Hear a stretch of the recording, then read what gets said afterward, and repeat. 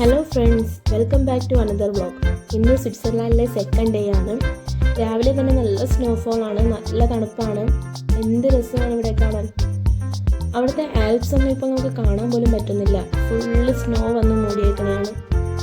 നമ്മൾ സ്റ്റേ ചെയ്ത ഹോമും അടിപൊളിയായിരുന്നു. ഇന്ന് നമ്മൾ സെക്കൻഡ് ഡേയിൽ പോകാൻ ഉദ്ദേശിക്കുന്നത് ടോപ്പ് ഓഫ് യൂറോപ്പ്, അതായത് യോങ്ഫ്രോ എന്ന സ്ഥലത്തേക്കാണ് പോകുന്നത്. അപ്പോൾ രാവിലെ തന്നെ എല്ലാവരും റെഡി ആയിട്ടുണ്ട്. നമ്മുടെ പുറത്തുള്ള സ്നോ എടുത്ത് കുട്ടികളെല്ലാവരും കളിയാണ്.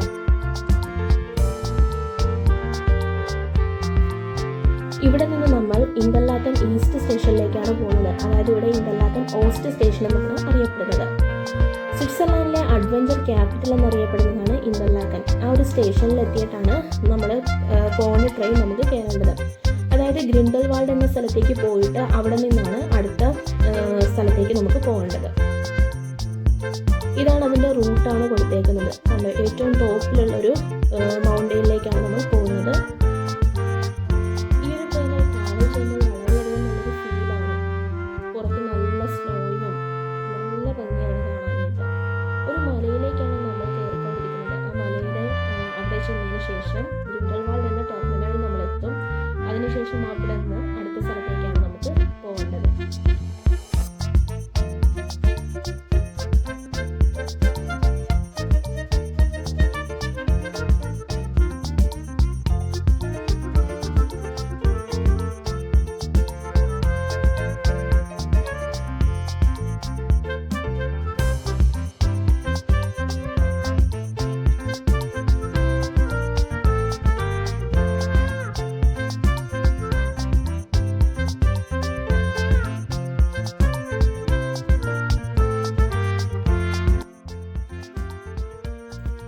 നമ്മളിപ്പോൾ ഗ്രിൻഡൽവാൾഡ് ടെർമിനലിൽ എത്തിയിട്ടുണ്ട്. വളരെയധികം ബ്യൂട്ടിഫുൾ ആയിട്ടുള്ളൊരു പ്ലേസാണിത്.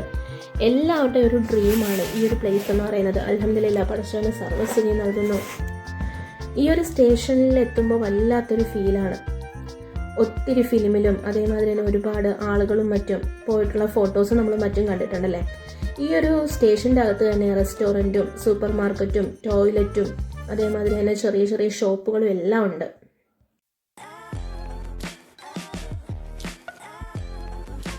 നല്ല ഹൈറ്റുള്ള പ്ലേസിലേക്കാണ് നമ്മൾ പോകുന്നത്. അപ്പോൾ അവിടെ ചെല്ലുമ്പോൾ തന്നെ ഓക്സിജൻ്റെ അളവ് കുറവായിരിക്കും, അതുപോലെ തന്നെ നല്ല തണുപ്പുമായിരിക്കും. നമുക്കിപ്പം ഗ്ലൗസോ എന്തെങ്കിലും നമ്മൾ മറന്നിട്ടുണ്ടെങ്കിൽ ഇതിൻ്റെ അകത്ത് തന്നെ നമുക്ക് ഷോപ്പുണ്ട്, അവിടെ നിന്ന് നമുക്ക് വാങ്ങിക്കാവുന്നതാണ്. അതുപോലെ തന്നെ നല്ല ചോക്ലേറ്റ്, നല്ല മധുരമുള്ള എന്തെങ്കിലും ജ്യൂസോ അത് നമുക്ക് വാങ്ങിച്ചുകൊണ്ട് പോകാവുന്നതാണ്. കാരണം ഓക്സിജൻ്റെ അളവ് വളരെയധികം കുറവായിരിക്കും. പെട്ടെന്ന് തന്നെ നമ്മൾ ടയേർഡാകും അവിടെ എത്തുമ്പോൾ. അപ്പോൾ ഇടയ്ക്കിടയ്ക്ക് ചോക്ലേറ്റൊക്കെ കഴിച്ചു കഴിയുമ്പോൾ നമുക്ക് നല്ല എനർജി ആകും.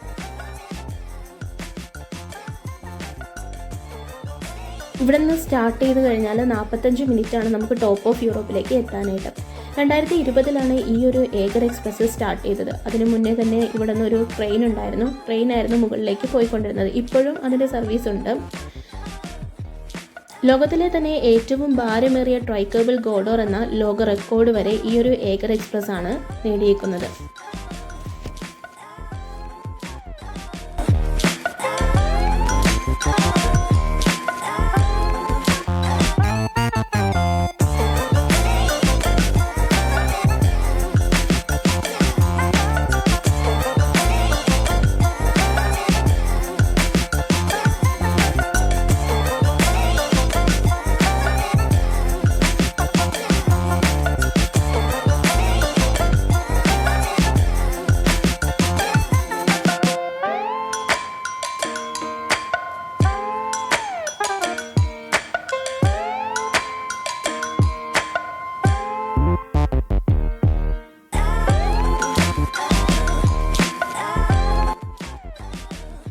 കണ്ട, ടോപ്പിൽ ചെറുതായിട്ട് നമുക്ക് കാണാൻ പറ്റുന്നുണ്ട്, മഞ്ഞ് നന്നായിട്ട് ഇടിഞ്ഞു വീഴുന്നുണ്ട്.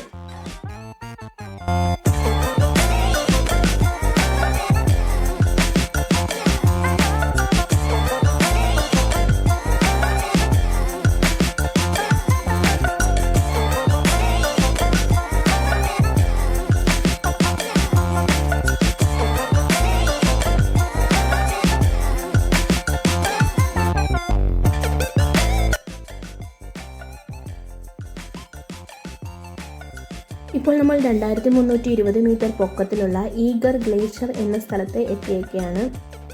ഇനി ഇവിടെ നിന്നാണ് നമ്മൾ യങ്ഫ്രോയിലേക്കുള്ള അടുത്ത ട്രെയിൻ കയറേണ്ടത്.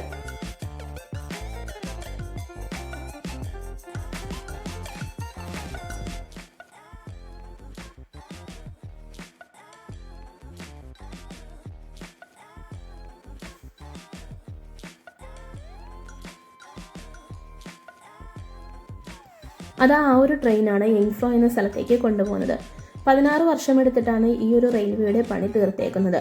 ഏകദേശം 16 മില്യൺ സ്വിസ് ഫ്രാങ്ക് ആണ് ഈ ഒരു കൺസ്ട്രക്ഷന് വേണ്ടിയിട്ട് ചിലവായിട്ടുള്ളത്.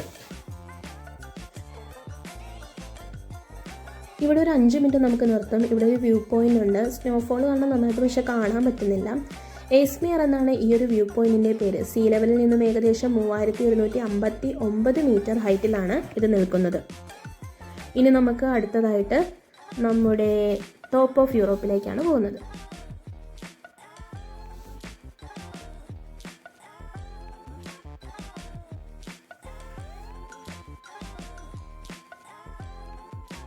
ഇപ്പോൾ നമ്മുടെ ടോപ്പ് ഓഫ് യൂറോപ്പിലെത്തി. 3454 മീറ്റർ ഹൈറ്റിലാണ് നമ്മളിപ്പോൾ എത്തി നിൽക്കുന്നത്.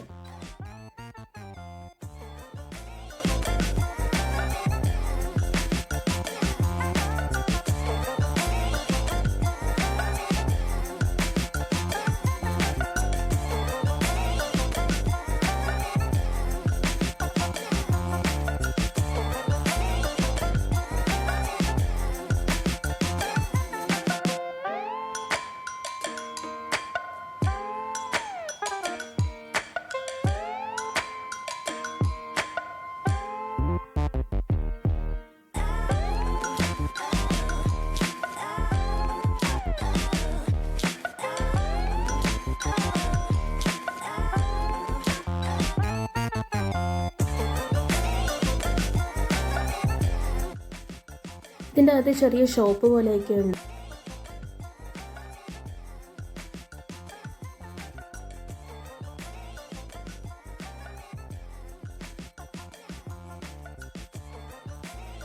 ഇതാ നമ്മളിപ്പോൾ ഇതിൻ്റെ അകത്തേക്ക് കയറുകയാണ്.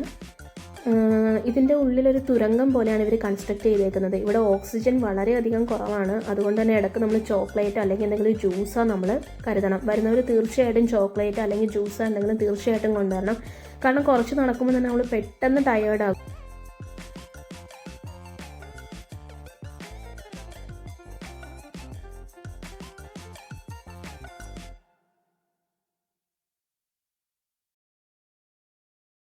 ഇനി നമ്മൾ ഏറ്റവും ടോപ്പിലേക്കാണ് പോകുന്നത്. അതായത് 27 സെക്കൻഡ് കൊണ്ട് 108 മീറ്റർ ഹൈറ്റിലേക്കാണ് ഈ ഒരു ലിഫ്റ്റ് നമ്മൾ എത്തിച്ചേക്കുന്നത്. നമ്മൾ പുറത്തോട്ട് ഇറങ്ങാൻ പോവുകയാണ്. യങ്ഫ്രോയുടെ ഏറ്റവും ബ്യൂട്ടിഫുൾ ആയിട്ടുള്ള, എല്ലാ ആൾക്കാരും വരാൻ കൊതിക്കുന്ന ഏറ്റവും സൂപ്പർ ആയിട്ടുള്ള ഒരു പ്ലേസിലേക്കാണ് നമ്മൾ ഇറങ്ങുന്നത്. കണ്ടോ, നല്ല സ്നോഫോളാണ് ഇവിടെ. ഒരു കയറ് കെട്ടി വെച്ചേക്കുന്നതുണ്ടോ, അതെവിടെയൊക്കെ നമുക്ക് ഇറങ്ങാൻ പറ്റുമായിരുന്നു. പക്ഷേ ഈ ഒരു സ്നോഫോൾ കാരണം അവിടെ അവർ നിരോധിച്ചേക്കുകയാണ് ഇറങ്ങുന്നതൊക്കെ. ലോക പൈതൃക പട്ടികയിൽ, യുനെസ്കോയുടെ ലോക പൈതൃക പട്ടികയിൽ ഇടം നേടിയിട്ടുള്ള ഒരു സ്ഥലം തന്നെയാണിത്. ഒത്തിരി ആക്ടിവിറ്റീസും മറ്റും ഇവിടെയുണ്ട്. പക്ഷേ സ്നോഫോൾ കാരണമാണ് അവരിതിപ്പം നിർത്തിയേക്കുന്നത്. ഗ്ലൈഡേഴ്സും അതേമാതിരി സ്കേറ്റിങ്ങും അതിൻ്റെ ഇടയിലൂടെ ഇറങ്ങി നടക്കാനും ഒക്കെ പറ്റുമായിരുന്നു. പക്ഷെ അതിശക്തമായ സ്നോഫോൾ കാരണം അവരിപ്പോൾ അതൊക്കെ നിരോധിച്ചേക്കുകയാണ്.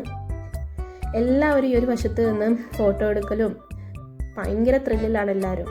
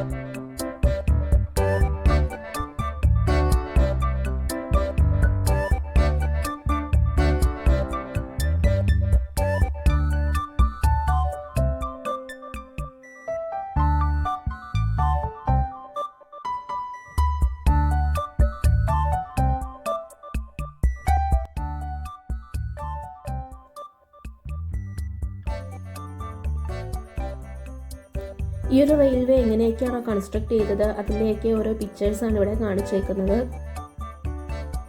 അവരുടെ ത്യാഗങ്ങളും അവരെന്തോരം കഷ്ടപ്പെട്ടിട്ടാണ് ഈ ഒരു റെയിൽവേ പണിതതെന്നാണ് കാണിച്ചേക്കുന്നത്.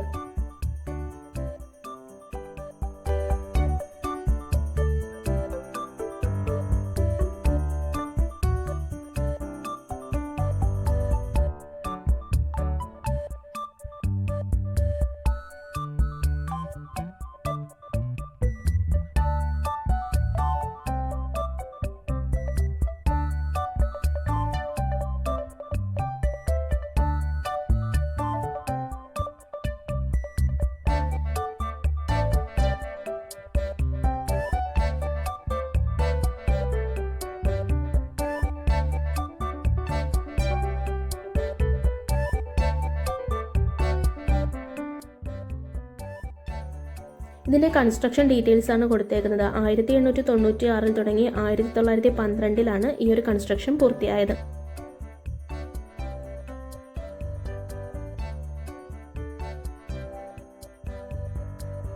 ഒരു കൺസ്ട്രക്ഷന് യൂസ് ചെയ്ത ടൂൾസും അതിൻ്റെ പിക്ചേഴ്സും മറ്റുമാണ് ഇവിടെ കാണിച്ചേക്കുന്നത്.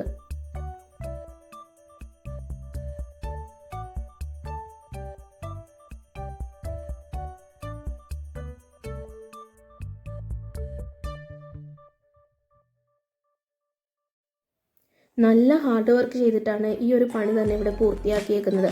അതിനിടയ്ക്ക് ഒത്തിരി ആളുകൾ ഇതിൻ്റെ ഇടയ്ക്ക് മരണപ്പെട്ടു പോയിട്ടുണ്ട്. ആ ആളുകളുടെ ഓർമ്മയ്ക്ക് വേണ്ടിയിട്ടാണ് ഇത് കൊടുത്തേക്കുന്നത്.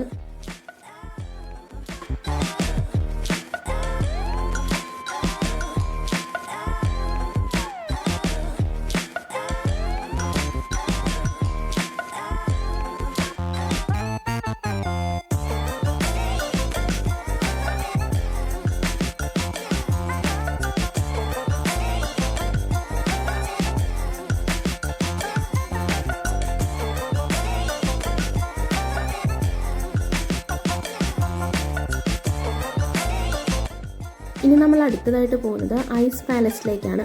ഇതിൻ്റെ ഉള്ളിൽ ഫുള്ള് ഐസാണ്. ഇതിൻ്റെ ഉള്ളിലെ ടെമ്പറേച്ചർ -2 ആണ്.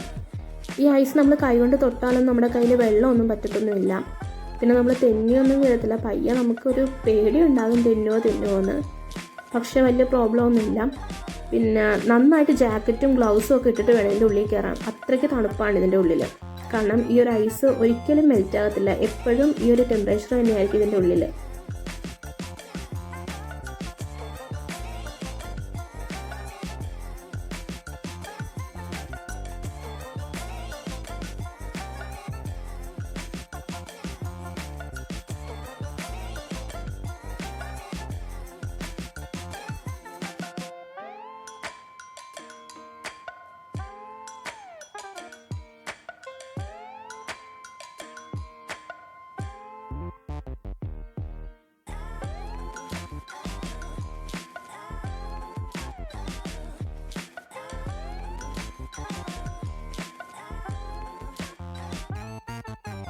ഇനി അവിടെ നിന്നും അടുത്ത സ്ഥലം ഒരു ലിൻഡിൻ്റെ ഒരു ഫാക്ടറി ഇതിൻ്റെ അകത്തുണ്ട്.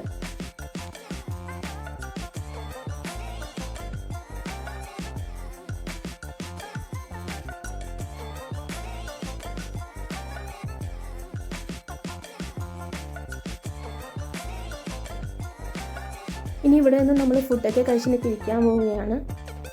വളരെ സൂപ്പർ സ്ഥലമാണ്. സ്വിറ്റ്സർലാൻഡ് വന്നാൽ എല്ലാവരും വന്ന് കാണേണ്ട ഏറ്റവും നല്ലൊരു സൂപ്പർ സ്ഥലം തന്നെയാണിത്.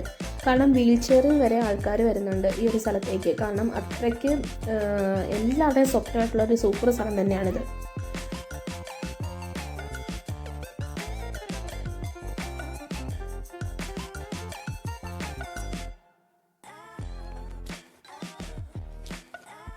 ഇനി നമ്മൾ താഴോട്ട് പോകാൻ പോവുകയാണ്. ഒന്നില്ലെങ്കിൽ നമുക്ക് ഏഗൽ എക്സ്പ്രസ് വഴി തന്നെ പോകാം, ഇല്ലെങ്കിൽ നമുക്ക് ട്രെയിൻ കയറി പോകാം. പക്ഷേ ആ ട്രെയിൻ നോക്കിയപ്പോൾ അതിൻ്റെ ടൈം കഴിഞ്ഞു പോയി.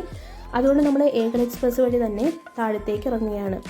ഇപ്പോൾ ഏകദേശം രാത്രിയായി തുടങ്ങിയിട്ടുണ്ട്.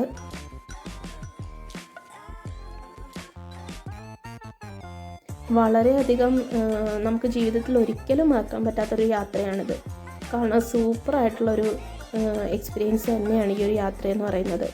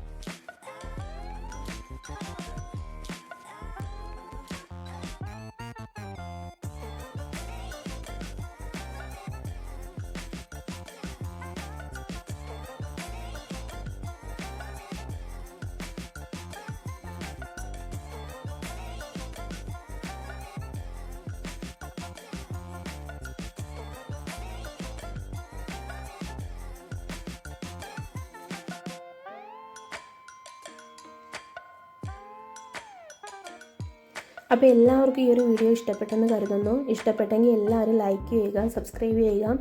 അപ്പോൾ പുതിയൊരു വീഡിയോയുമായി വരുന്നത് വരെ എല്ലാവർക്കും ബൈ ബൈ.